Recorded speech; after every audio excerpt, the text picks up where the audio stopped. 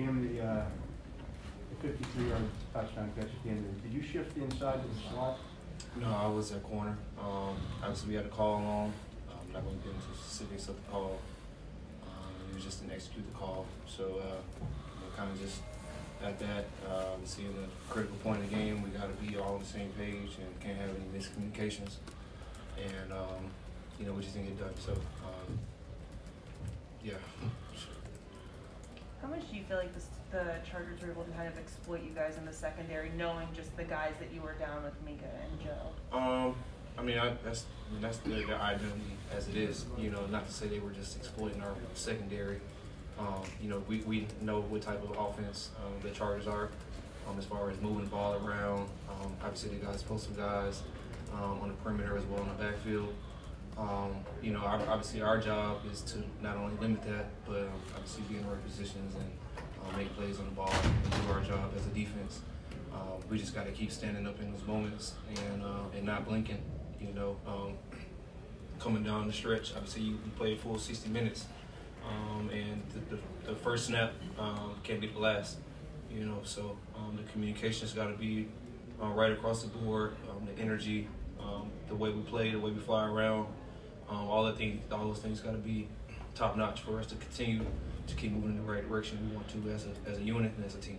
How long did that seem like that ball that stayed in the air for you? It was in the air, but it was either me or me. I was going to get it. Kind of just seizing the opportunity. Our D-line did a great job of getting their hands up.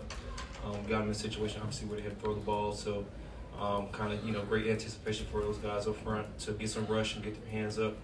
And that's just rush and coverage just working together. So, obviously, I get the congratulations for catching the pick.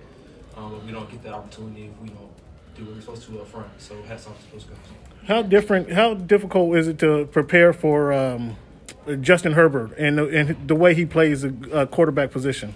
Obviously, like I say, you don't take away from those guys because it's a challenge each and every week. Offenses do a great job of not only running their own system, but creating matchups and schematics that help get them into great situations to move the ball, put up points, and those sort of things. That's the same thing, that they were obviously able to do tonight. In those moments, kind of create matchups. Move the ball when they had to. I know as a whole, I don't know too much of the stats, but I know as a whole we didn't really do well on third down. And that's something I obviously really pride myself on, not even just the first or second down, but obviously getting the opportunities where we have to get off the field. And, we just got to come through in those opportunities. So I think he converted 4 or 5 of those third downs running. Not exactly what you'd expect from him. I mean, he can scramble, but he's not Lamar Jackson. Hey, you can't take away any athletic ability from any guy. It doesn't matter, old, young. Obviously, if they have their opportunity and it's there for them, it might not look the same, but he exploited that. I don't know. Obviously, I don't know if that's a part of their game plan or obviously just in the moment type of things for him. Like I said, he did a great job of just maneuvering around the pocket, extending plays, and then obviously hurting us in those moments, with his feet. So obviously, hats off to those guys.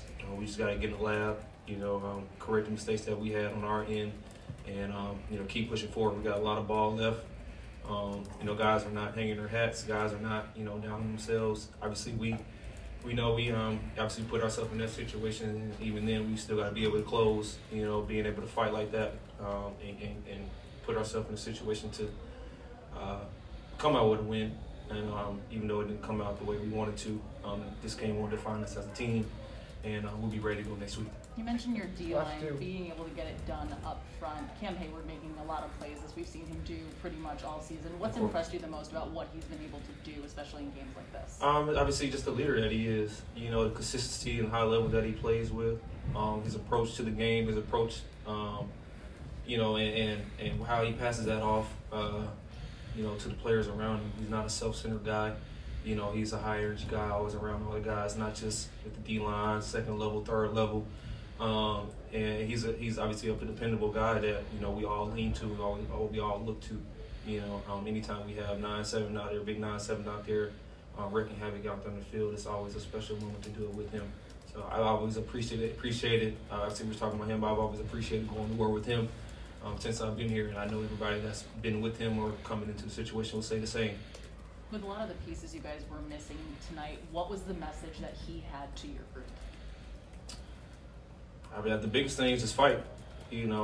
Guys, step into opportunity and roles that obviously we know they're not obviously in all the time or whatever.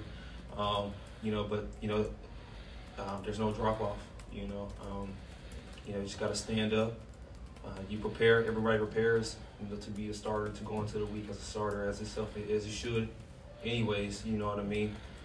So no one's going into a situation, wide-eyed or not knowing what to expect, not knowing the calls, things like that. At the end of the day, we just got to go out there and play still a brand of football, keep playing for each other, and just find ways to close games, find ways to win games. We'll like I said, we'll get better from this. We'll keep coming together as a team, and like I said, we'll be ready to go next week. We'll be ready to go. Thanks, guys. Cam Hayward's up next.